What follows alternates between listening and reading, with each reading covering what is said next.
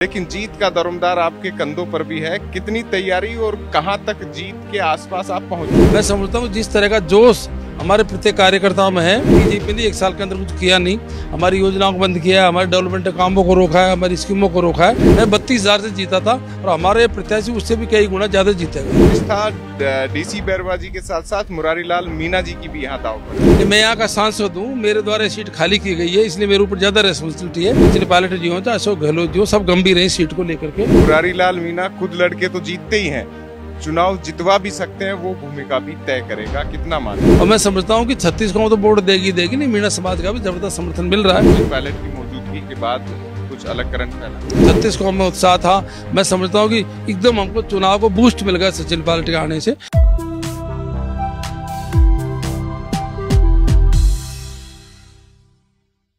राजस्थान की राजनीति में दौसा का चुनाव चर्चित हो चुका है और दौसा के चुनाव में सचिन पायलट की एंट्री के बाद ये स्क्रीन पर जो दो नेता दिख रहे हैं, उनके चेहरों की भी रौनक बढ़ गई है। बात मुरारी लाल मीणा जी और यहाँ के डायरेक्ट करंट वाले नेता डीडी बैरवा या डीसी बैरवा, इनसे बातचीत करेंगे। सबसे पहले बातचीत आपसे, क्योंकि एक चुनाव लड़ने वाले और एक लड़वाने वाले, कहते हैं जो साथ होता है उसकी ताकत ज्यादा मजबूत होती है। तो मुरारी जी, आपकी सीट पर प्रतिनिधि आपके साथ खड़े हैं बगल में, लेकिन जीत का दारोमदार आपके कंधों पर भी है। कितनी तैयारी और कहां तक जीत के आसपास आप पहुंच चुके?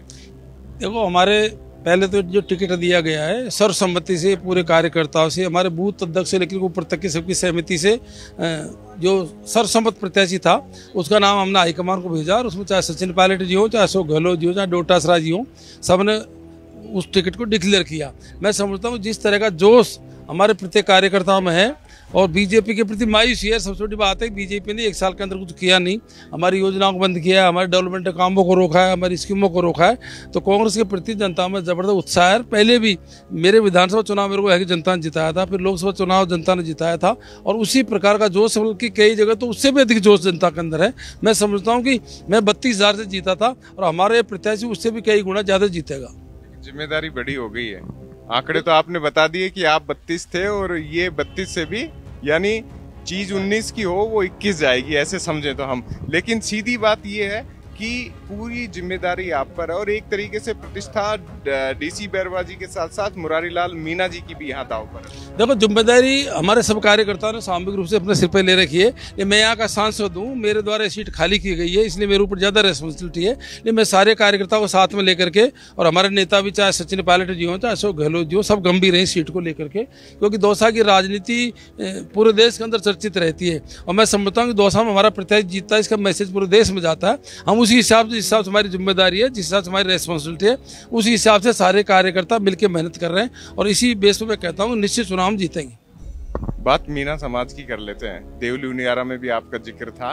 जब मैं चुनावी ग्राउंड पे गया, दौसा में तो होना ही है, तो मीणा समाज में ये चुनाव एक नेता भी तय करेगा सामाजिक तौर पर, और मुरारी लाल मीणा खुद लड़के तो जीतते ही हैं, चुनाव जितवा भी सकते हैं, वो भूमिका भी तय करेगा। कितना मानते हैं? देखो, पहली बात तो हमारी पार्टी को जातिवादी पार्टी नहीं है और हमारा प्रत्याशी 36 कौम का पसंदीदा प्रत्याशी है और उसमें मीणा समाज भी सम्मिलित है और मैं समझता हूं कि 36 कौम तो वोट देगी नहीं, मीणा समाज का भी जबरदस्त समर्थन मिल रहा है। आप गांव में जाके सर्वे कर सकते हो, पूछ सकते हो। 36 कौम हमारे साथ में, 36 कौम के सहयोग से कोई जीतता है, एक जाति विशेष से कोई भी चुनाव नहीं जीतता है मतलब। और हमारे कांग्रेस के साथ में हमारा जो डीसी बैरवा है, जो डीडी बैरवा दूसरा नाम है उसका, वो काफी लंबे समय से प्रत्येक व्यक्ति के संपर्क में। कांग्रेस बेसिक रूप से कांग्रेस के लंबे समय से बहुत विचारधारा का व्यक्ति है और सारे लोग 36 लोगों को मतदान करेंगे। एक अंतिम सवाल ले लेते हैं आपसे। सचिन पायलट की मौजूदगी के बाद कुछ अलग करंट फैला? देखो, सचिन पायलट की कर्म भूमि है और सचिन पायलट यहाँ से सांसद रहे, काफी युवा में उनका बहुत जबरदस्त क्रेज है, दौसा में से उनका लगाव है ही। और सचिन पायलट यहाँ पे टूर करके गए, जबरदस्त लोगों में उत्साह था, 36 कौम में उत्साह था। मैं समझता हूँ कि एकदम हमको चुनाव को बूस्ट मिल गया सचिन पायलट के आने से। अशोक गहलोत साहब आए थे, डोटासरा जी आए थे नॉमिनेशन में, उनसे भी बूस्ट हमको मिला था। करीब करीब हमारे और जो नेता की हमको जरूरत होगी उनको हम बुलवा लेंगे और 10 तारीख को सचिन पायलट जी फिर आ रहे हैं और मैं लगातार यहाँ लगाया हूँ और 100% चुनाव जीतेंगे बोल रहा हूँ। तो ये थे मुरारी लाल मीणा, सांसद हैं और विधायक को जिताने के लिए, विधायक प्रत्याशी के पद पर डीसी बैरवा को जिताने के लिए अब कोशिश में है और इसी जनसंपर्क में सबसे अहम बात, डोर टू डोर कैंपेन कर रहे हैं। वीडियो जर्नलिस्ट सुरेश शर्मा के साथ अंकित तिवारी, राजस्थान चौक, दौसा। मैं पूरे देश और प्रदेश और राजस्थान के सभी लोगों को हार्दिक बधाई और शुभकामनाएं देता हूं इस पावन पर्व दीपावली पर। प्रदेश के सभी व्यापार उद्योग जगत के लिए दीपावली के हार्दिक शुभकामनाएं और बधाई। मां लक्ष्मी की कृपा आप सब पे बनी रहे। सभी प्रदेशवासियों को राजस्थान प्रदेश कांग्रेस कमेटी ओबीसी विभाग की तरफ से दीपावली की हार्दिक शुभकामनाएं। आने वाला वर्ष आपके लिए मंगलमय हो।